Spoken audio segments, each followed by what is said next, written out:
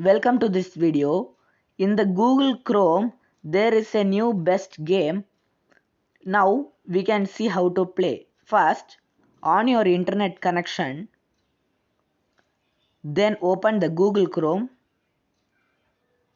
Now tilt your phone to landscape and press the Google button. Now press the play button at the middle. Now I pressed it.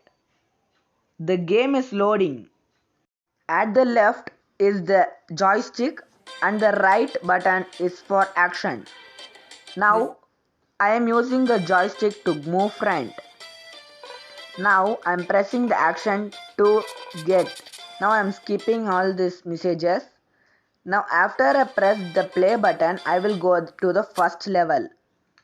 The first level is tennis.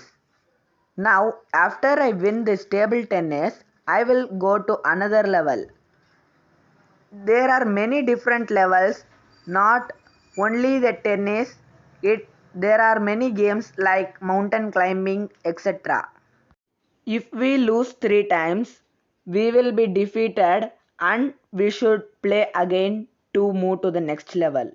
Thank you for watching this video and please subscribe to this channel to know more phone tips and tricks like this. Thank you.